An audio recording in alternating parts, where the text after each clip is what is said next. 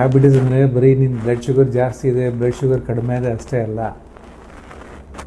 Blood sugar ಬಂದು ಕಣ್ಣಿಗೆ ಕಾಣುವ ಒಂದು ಅಂಶ ಅಷ್ಟೇ ಡಯಾಬಿಟಿಸ್ನಲ್ಲಿ ಅಥವಾ ಮಧುಮೇಹದಲ್ಲಿ.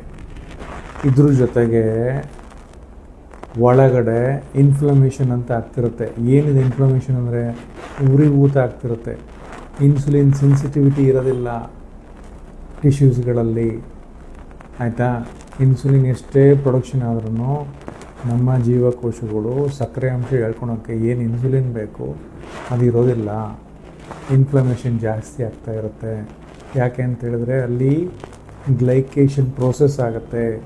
ಸಕ್ಕರೆ ಅಂಶ ನಮ್ಮ ಬಾಡಿ ಪಾರ್ಟ್ಸ್ಗಳ ಜೊತೆಗೆ ಮಿಕ್ಸ್ ಆಗಿ ಆಗಿ ಆಗಿ ಅದೊಂಥರ ಕೆಂಪು ಕಟ್ಕೊಳ್ತಾ ಹೋಗುತ್ತೆ. ಗ್ಲೈಕೇಷನ್ ಪ್ರೋಸೆಸ್ ಆಗ್ತಾ ಹೋಗುತ್ತೆ. ಆ ಗ್ಲೈಕೇಷನ್ ಪ್ರೋಸೆಸ್ಸಿಂದ ಎಲ್ಲ ಅಂಗಾಂಗಗಳು ಇನ್ಫ್ಲಮೇಷನ್ ಆಗ್ತವೆ. ಎರಡನೇದು ಸ್ಟ್ರೆಸ್ ಜಾಸ್ತಿ ಆಗುತ್ತೆ. ಎಂಥ ಸ್ಟ್ರೆಸ್ಸು? ಒಳಗಡೆ ಆಕ್ಸಿಡೇಟಿವ್ ಸ್ಟ್ರೆಸ್ ಅಂತ ಕರಿತೀವಿ, ಗೊತ್ತಾಯ್ತಾ? ಆಕ್ಸಿಡೇಟಿವ್ ಸ್ಟ್ರೆಸ್ ಅಂತ ಹೇಳಿದ್ರೆ ಬೇಡ ಆಗಿರುವಂಥ ಫ್ರೀ ರ್ಯಾಡಿಕಲ್ಸ್ ಏನಿದ್ದಾವೆ ಬಾಡಿನಲ್ಲಿ, ಅವು ಏನು ಮಾಡ್ತವೆ? ನೋವು ಬರ್ಸುತ್ತೆ, ಏಜ್ ಮಾಡಿಸುತ್ತೆ, ಕೂದಲು ಉದುರಿಸುತ್ತೆ, ರಿಂಕಲ್ ಬರ್ಸುತ್ತೆ. ಇವೆಲ್ಲ ಫ್ರೀ ರ್ಯಾಡಿಕಲ್ಸ್ ಆರ್ಗನ್ನ ಡ್ಯಾಮೇಜ್ ಮಾಡ್ತಾ ಹೋಗ್ತವೆ. ಈ ಸ್ಟ್ರೆಸ್ಸು, ಫ್ರೀ ರ್ಯಾಡಿಕಲಿನ ಸ್ಟ್ರೆಸ್ ಜಾಸ್ತಿ ಆಗುತ್ತೆ. ಅದಕ್ಕೆ ಆಕ್ಸಿಡೇಟಿವ್ ಸ್ಟ್ರೆಸ್ ಅಂತ ಕರಿತೀವಿ. ಇದು ಡಯಾಬಿಟಿಸ್ನಲ್ಲಿ ಕಾಣಿಸುವಂಥದ್ದು. ಎರಡನೇದು. ಮೂರನೇದು, ರಕ್ತನಾಳಗಳು ಡ್ಯಾಮೇಜ್ ಆಗ್ತವೆ. ಕಣ್ಣಿಗೆ ಕಾಣ್ತಾವ ಇವು ನಿಂಗೆ? ಹಾಂ, ಮತ್ತು ನಾನು ಶುಗರ್ ಮಾತ್ರೆ ತಗೊಂತಿಲ್ಲ, ಅದೆಲ್ಲ ಪೇಪರ್ ನೋಡಿ ಔಷಧಿ ತರಿಸ್ತೀನಿ, ಇನ್ಸ್ಟಾಗ್ರಾಮ್ ನೋಡಿ ಔಷಧಿ ತರಿಸ್ತೀನಿ. ಏನಪ್ಪ, ಡಾಕ್ಟರ್ ಹತ್ರ ಬಂದು ತೋರಿಸ್ಬೇಕು ತಾನೇ.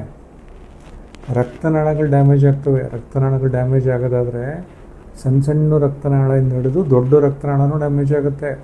ಕೂದಲು ಹೇಳೋಕ್ಕಿಂತಲೂ ಸಣ್ಣ ಸಣ್ಣ ರಕ್ತನಾಳ ಇರ್ತವೆ.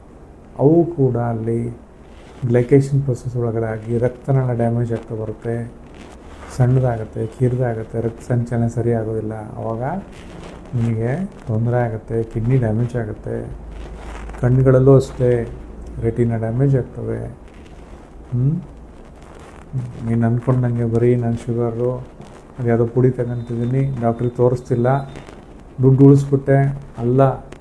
ನಿಂಗೆ ಯಾವತ್ತು ಶುಗರ್ ಶುರುವಾಗತ್ತಲ್ಲ ಅವತ್ತಿಂದ ನೀನು ಡಾಕ್ಟ್ರಿಗೆ ತೋರಿಸ್ಬೇಕು. ನಿನ್ನ ಕೈಯಲ್ಲಿ ಇಲ್ಲ. ನಿನಗೇನು ತೊಂದರೆ ಆದರೆ ಲಾಯರ್ ಹತ್ರ ಹೆಂಗೆ ಹೋಗ್ತೀಯ ಹೇಳು?